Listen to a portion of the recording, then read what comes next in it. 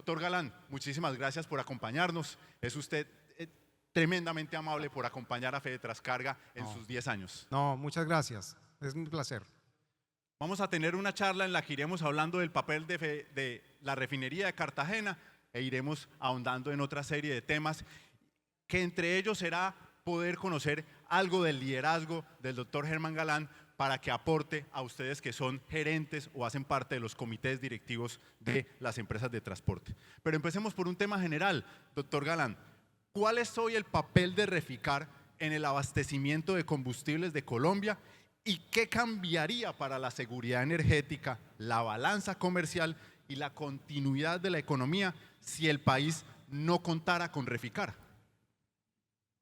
Bueno, quiero hacer un comentario inicial, y es que cuando yo participo en diferentes foros para lograr el posicionamiento de la refinería como uno de los activos estratégicos más valiosos de Colombia, siempre decimos: el país mueve sus bienes y productos de norte a sur, de oriente a occidente, a través de mulas, tractomulas y camiones. Si no tuviéramos nosotros el excedente de diésel que tenemos en el país, estaríamos dependiendo de importaciones. Y lo que ofrece la refinería de Cartagena es la tranquilidad de que contamos con el diésel.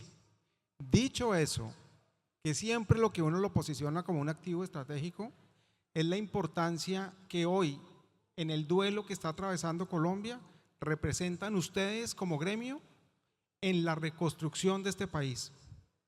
Hoy el país, desafortunadamente, ante una tragedia de esta naturaleza, se está dando cuenta de lo que importante que es el sector transportador en Colombia. Hoy, si ustedes no existieran, no podríamos estar llevando las ayudas que demandan nuestros hermanos colombianos. De manera que hoy lo que quiero hacer es un reconocimiento a la labor que todos tenemos que hacer y a la que ustedes en este momento crucial tienen que aportarle, porque hoy el país demanda la solidaridad de todos.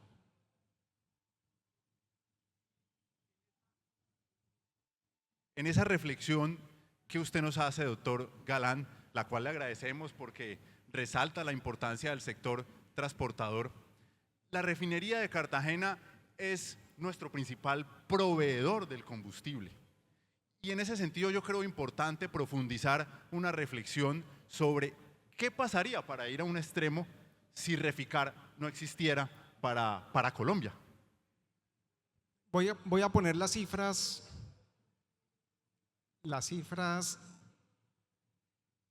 de consumo de diésel en Colombia.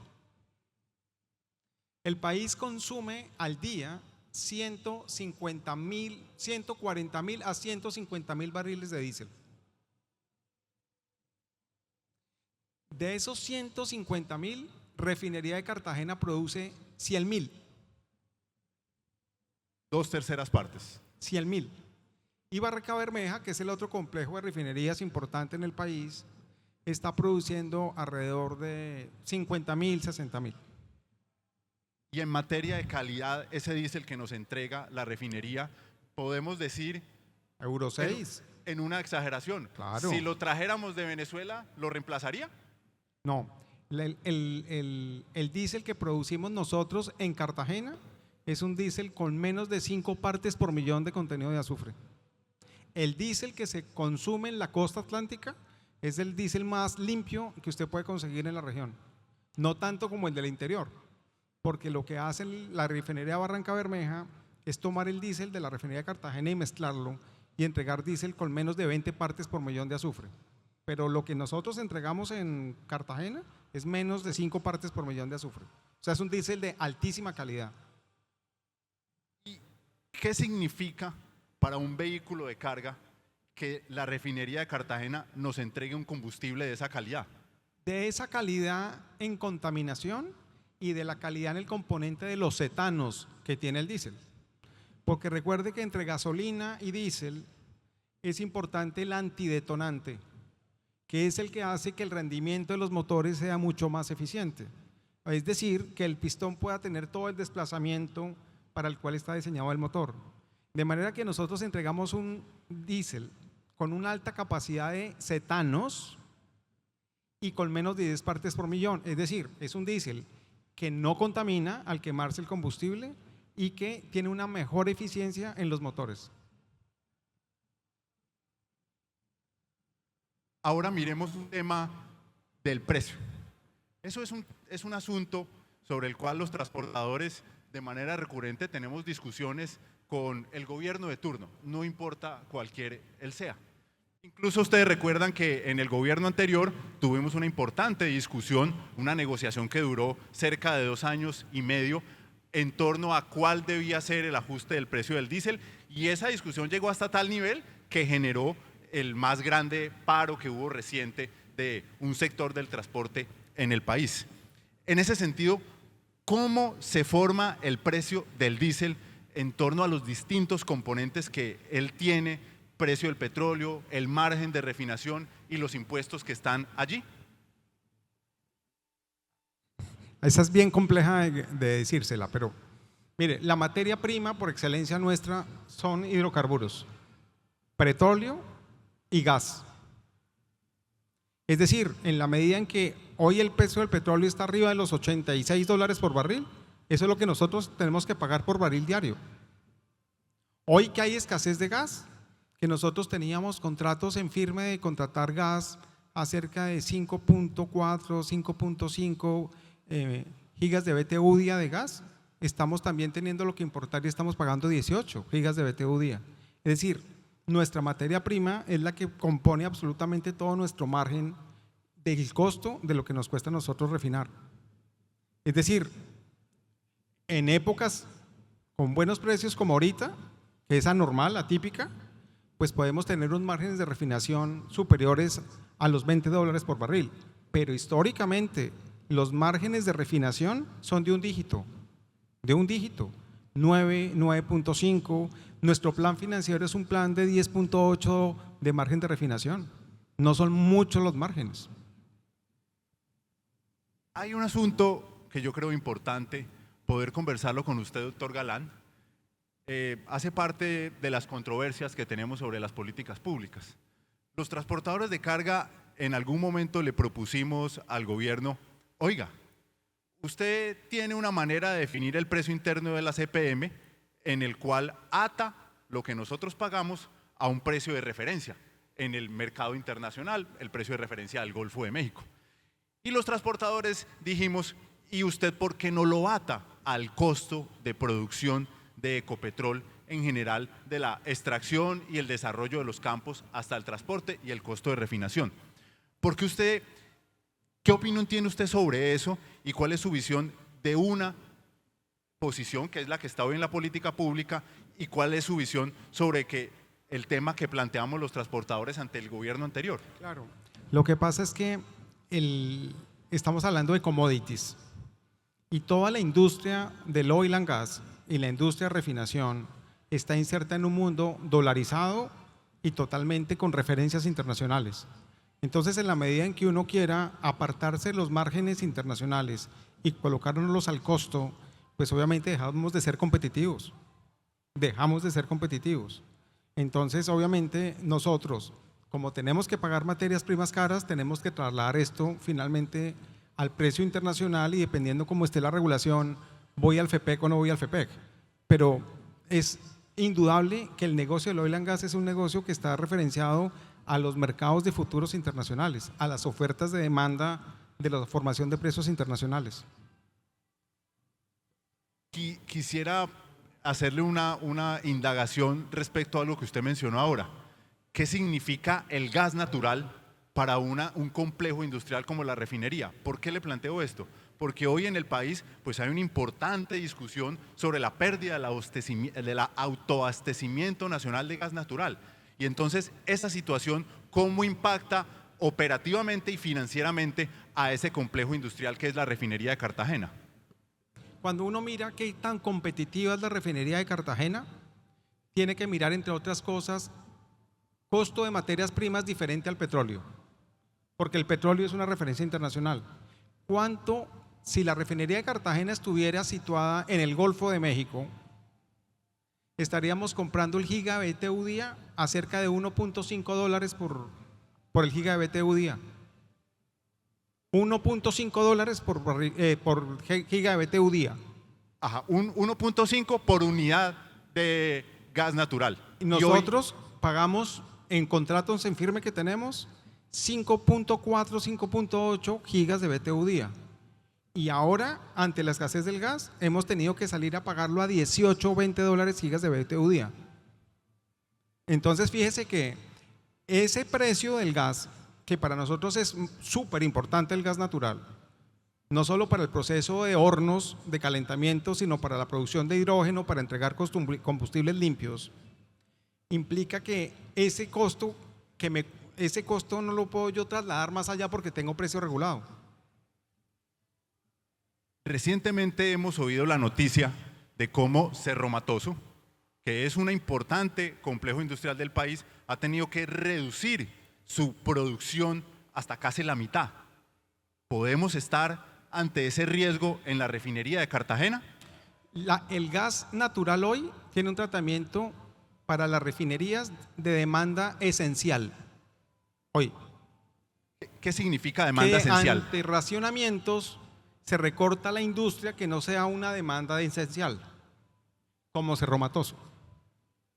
Si a las refinerías la declaración del Ministerio de Minas dice que el gas que se consume en las refinerías no es esencial, me lo pueden recortar. Si me lo recortan, hay que apagar la refinería. Wow. Entonces, si usted apaga la refinería, no hay abastecimiento de diésel. Y al no haber abastecimiento de diésel, tiene que depender de la importación. Y esos son otros precios porque están los fletes. Entonces, lo que uno tiene que entender es que el negocio integrado de la cadena de producir diésel es un tema, y lo hablé cuando hablé hoy de la solidaridad con ustedes, vital para Colombia. El diésel es vital absolutamente para el movimiento de la industria de carga y el transporte en Colombia. Sin eso no hay economía. O sea, somos una demanda esencial, pero por supuesto, porque de eso depende absolutamente todo. Le voy a hacer una pregunta del manejo de la refinería y usted va a ir viendo hacia dónde quisiera llegar. ¿Cuál es el saldo de caja, o el volumen de caja aproximadamente que usted mensualmente necesita para operar? ¿Por qué le pregunto esto? Y ya vamos a ver, entrando en la reflexión. Todos estos saldos de caja son públicos, los estados financieros de la refinería. Porque el sector transportador es, en el caso de las empresas de transporte, se les denomina como los bancos del sector transporte, porque hacen una operación financiera que es compleja. Tienen que tener unos saldos de caja importante para estar se moviendo. Y en ese sentido, valdría la pena que empecemos a entrar en su conocimiento del manejo financiero de una empresa tan compleja como esta.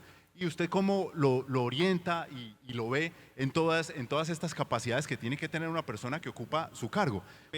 ¿Cuánta caja, cuánto dinero tiene que estar usted administrando permanentemente? Nosotros manejamos una caja mínima de $85 millones. Mínima. ¿Mensuales? Sí. Pero ojo, nosotros somos una filial de Ecopetrol. Si Ecopetrol no fuera el dueño de Reficar, la refinería de Cartagena ya hubiera tenido que cerrar hace mucho tiempo, porque yo tengo una cuenta de financiamiento con Ecopetrol del crudo. Esa cuenta de financiamiento de Ecopetrol con crudo hoy es de $800 millones y hoy he ocupado $550 millones. Es decir, quien me provee a mí la caja, el capital de trabajo, es estar integrado con Ecopetrol. Si no, ya hubiéramos cerrado. Mire este dato. ¿Usted sabe cuál era la cuenta que teníamos con el FEPEC como refinería de Cartagena en el 2023? Tenía que no ser Ecopetrol, solo refinería de Cartagena. $8.000 millones. 4 billones de pesos. Casi billones. Casi $1.500 millones en su momento. En el 2024, 1.600 billones. Y en el año pasado, 691.000 millones. Ahora, la DIAN nos puso a pagar el IVA a la importación de combustibles. Recuerden que como Refinería de Cartagena es una zona franca, todo el combustible que sale de la refinería al territorio nacional se considera importación.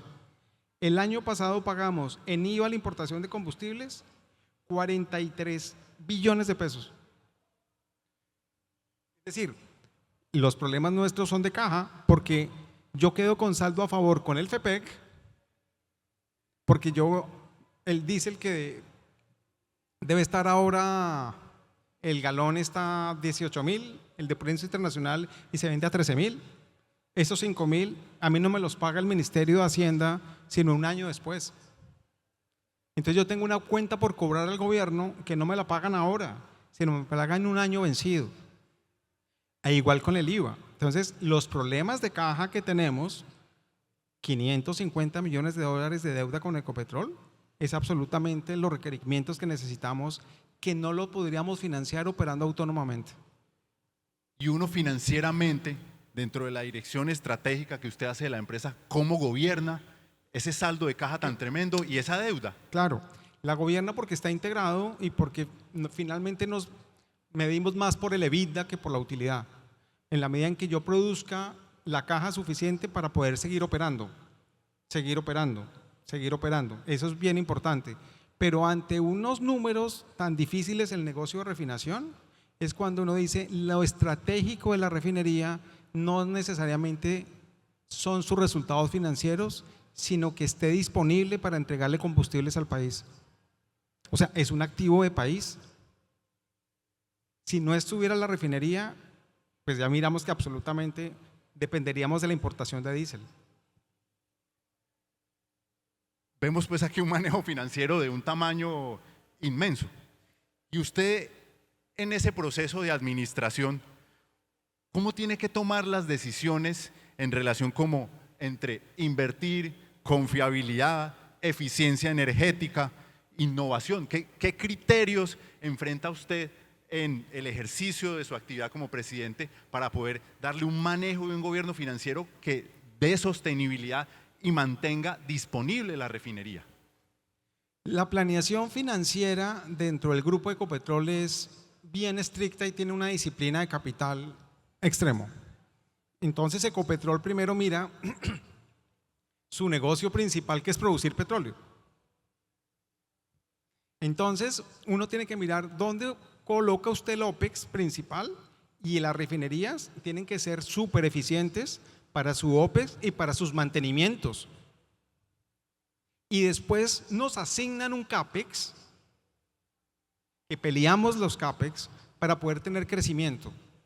Pero es un tema donde finalmente no es que estemos en danza de millones. O sea, nosotros tenemos una disciplina muy de ahorro, muy de eficiencia para mirar dónde colocamos absolutamente nuestros recursos. Venga, le pongo un ejemplo. Un proyecto de crecimiento importante sería lo que llamamos nosotros el reformado catalítico de nafta de la refinería. Expliquémosle un poco a nuestro auditorio qué es eso, porque aunque lo consumimos, no somos expertos en ese tema. Nosotros producimos nafta virgen. Ya cuando la nafta tiene un procedimiento y un tratamiento posterior, al colocarle el alquilato, ya tenemos gasolina. La nafta que hoy producimos se la vendemos a Ecopetrol para que la use como diluyente para el transporte del crudo pesado por los oleoductos. Esa es materia prima de gasolina. Y ojo, el país importa hoy 40.000 barriles día de gasolina. 40.000 barriles día de gasolina. O sea, Colombia sí depende de la importación de gasolina. Multipliquen esos 40.000 por 42 para que sepan cuántos galones son. Y ese tema de tener esa nafta, podríamos volver la gasolina. Entonces, ese es el reformado catalítico. Hacer un proyecto que en una segunda etapa podría llevar a la refinería a meterse de lleno en la industria petroquímica. ¿Sabe cuánto vale el proyecto con una desviación de más menos 30% hoy en una fase 1 de ese proyecto de reformado catalítico de naftas? Ni idea. 2.400 millones de dólares. 8 billones de pesos. ¿Dónde lo pone? ¿Dónde pone 8 billones de pesos? ¿Dónde es más rentable? ¿Pozos de petróleo o gasolina. Entiendo que el pozo de petróleo es muy rentable, Entonces, pero hay que invertir en gasolina. claro, pero entonces es cuando usted tiene que decir, es mucho más rentable los recursos en el upstream que en el downstream. En el downstream, hacer proyectos tan complejos como la refinación, nadie le apuesta a que llegue a lo planeado. Tienen unas desviaciones que puede costar, ejemplo, en la refinería de Cartagena, miles de millones de dólares. Entonces, en ese tema, usted tiene que encontrar unas nuevas formas de aliarse o poder hacer proyectos de esa naturaleza. No es tan sencillo. Las inversiones en el downstream son muy, muy complejas y muy costosas y no tan rentables. Estamos pues viendo en la dimensión del manejo financiero, pero también hay un aspecto que los transportadores conocen bien y es la logística, es la eficiencia en el manejo de una operación.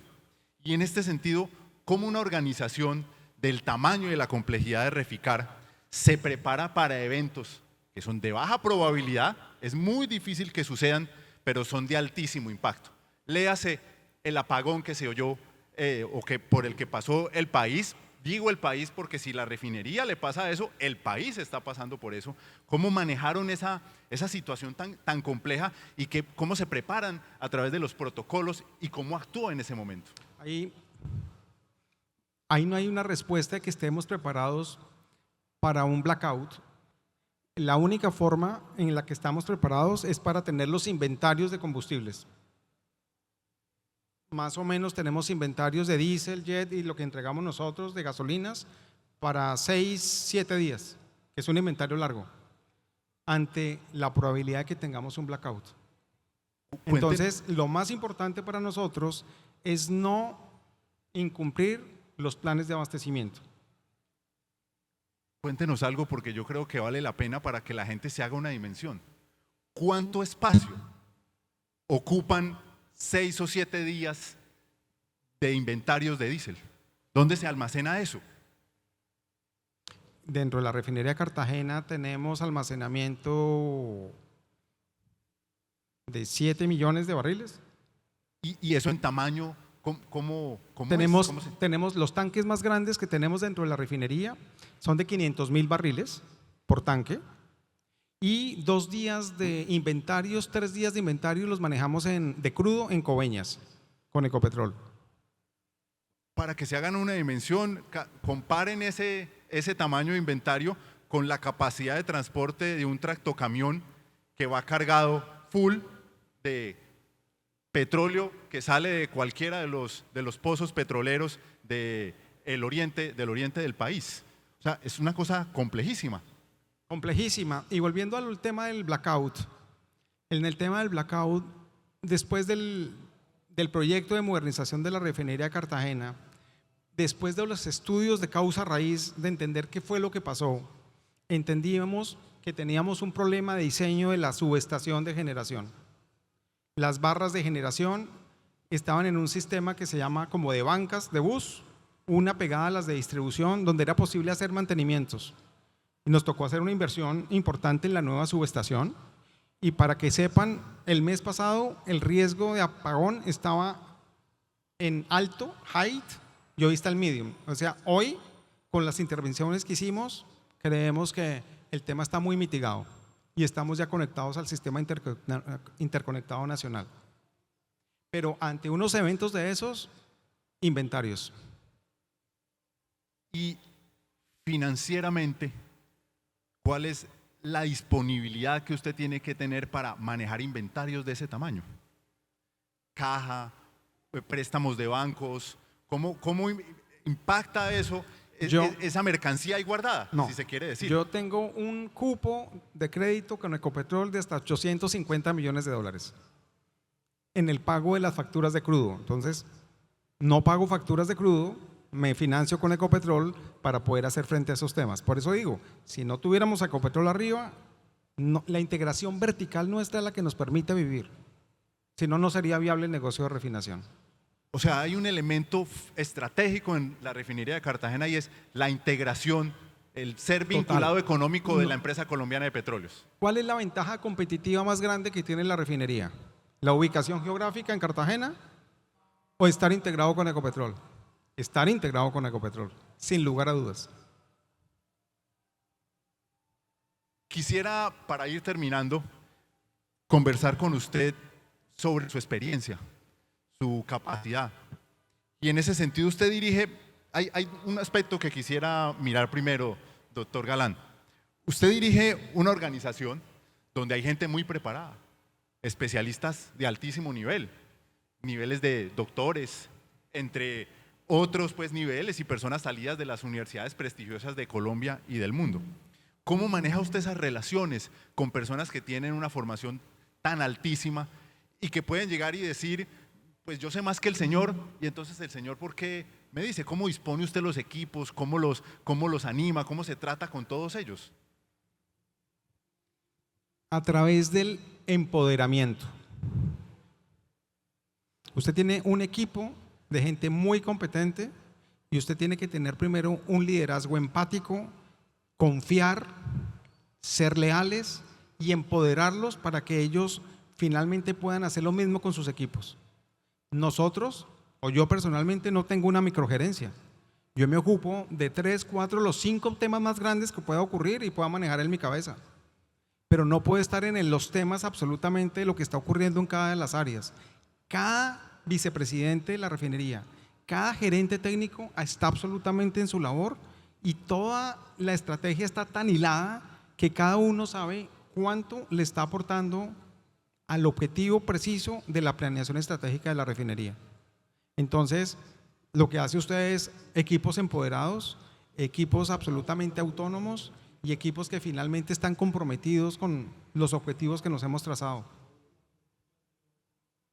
Mirando la trayectoria que usted tiene, pues porque llegó a la presidencia de la refinería de Cartagena, voy a usar una figura coloquial, por la cola larga, porque pesa ese trabajo tan importante que significa estar en la refinería. Quisiera que nos compartiera aquí a quienes están en el mundo de la gerencia una experiencia difícil, que usted diga, a mí esa experiencia gerencialmente fue muy compleja. ¿Qué lecciones sacó usted de allí y eso cómo lo cambió? ¿Y cómo lo llevó a esto que usted está señalando, ser un empoderador de equipos estratégicos y muy bien formados? Hay demasiadas. Pero mire, un proyecto como es la modernización de la refinería de Cartagena, con el efecto mediático que tuvo, el mayor evento de corrupción en la historia de Colombia, lo llamaron. ¿Quién toma decisiones de inversión de más de 100 millones de dólares adentro? Usted se enfrenta a un tema que se llama el miedo. Nadie quiere decidir. La gente le saca el cuerpo a los temas difíciles. O hacen lo que se denomina delegar para arriba. Y entonces termina con una organización congelada, paquidérmica. ¿Cómo administrar el miedo? Y nosotros nos dimos a la tarea de preservar la unidad original de la refinería. Por el tema de Cartagena y la salinidad teníamos que estar pasándole nitrógeno y decidimos acoplar la refinería original, la que se construyó por allá en el año 57, a la moderna refinería. Un proyecto de 144 millones de dólares. ¿Quién toma la decisión en medio de todo el escándalo que estábamos de decir y vamos a invertir 144 millones más? Entonces, documentando, entendiendo que usted tiene que escoger la mejor decisión y para eso tiene que tener alternativas, tiene que documentarlas, tiene que ir a los diferentes comités y a las diferentes juntas directivas a varias sesiones, a retar, a aprender que finalmente toda la decisión hace que uno se comporte como un buen hombre de negocios y que toda la decisión que usted tome está súper documentada de lo que pueda ocurrir. Y aprendimos a tomar decisiones difíciles y seguir creciendo entre la refinería de Cartagena. Ese es como el gran aprendizaje para usted poderle quitar el miedo a los decisores. Hacer, por ejemplo, juntas directivas paralelas. Nosotros aprendimos a hacer juntas directivas paralelas, es decir, yo puedo llevar un proyecto importantísimo a una junta directiva oficial y primero hago una junta directiva con unos miembros que no son los reales para mirar ellos cómo están viendo la discusión, qué temas de lo que se planteó en una primera inversión nadie está advirtiendo para poder tener todos los esquemas totalmente cubiertos y saber que cuando una toma decisión es porque tuvo los mejores elementos de juicio para tomarla. Todos los elementos de juicio para tomarla. ¿Eso le implica a usted 100% de certeza? No. De eso se trata este negocio. Para eso estamos acá, para tomar decisiones sin toda la información, porque si no lo podrían hacer los algoritmos. Aquí lo que hacemos es recuperar la mejor información, retarla y decir, estas son las alternativas y discutámoslas y escojamos la mejor. Eso suena fácil en la teoría, pero aprendimos a trabajar con eso y hacerlo en forma ágil. Nosotros, a lo largo de los paneles que hemos hecho aquí, hemos desarrollado un trabajo en el que estamos muy libreteados. Todos nuestros panelistas han conocido los cuestionarios de manera previa, pero me voy a salir un poco del libreto, doctor Germán. Usted tiene aquí a personas, hombres y mujeres, que son gerentes, accionistas, integrantes de comités directivos, personas que día a día se enfrentan a flotas de vehículos que son muy grandes, otras no tan grandes, pero que todo el día tienen que estar pegados de llegar a un lugar, el justo a tiempo, cumplir un contrato. ¿Qué mensaje final para empoderar a este equipo del mundo transportador dejaría usted para dejar su recuerdo y agradeciendo esta entrevista con la cual yo quedo realmente muy contento, doctor Gracias. Galán? Podría decir muchos, pero si a mí me preguntan cuál es el principal valor que yo busco en mis colaboradores, se llama lealtad. Entonces me preguntan, ¿y qué es lealtad? Lealtad es el que se coloca el cuchillo en la boca y se hace matar por usted. Que no hay dudas. No hay dudas. Y ese se puede formar. Ese aprende a leer estados financieros. Ese aprende de temas de negocio en que se tenga que capacitar. Pero esos equipos que usted pueda formar con gente de esa naturaleza es un tema que no tiene ningún pierde. Entonces, rodéense de muy buenos equipos, pero sobre todo de gente leal, que eso no tiene absolutamente precio. Un aplauso para uno de los grandes líderes empresariales de este país. Doctor Germán Galán, Muchas muchísimas gracias. Nos sentimos muy preciados de haber contado con su compañía el día de hoy. Llamamos a nuestra amiga Giovanna para que continúe con la conducción de este evento y agradecerle, doctor Germán. Démosle un nuevo aplauso y agradecerle por la presencia aquí el día de hoy. Gracias.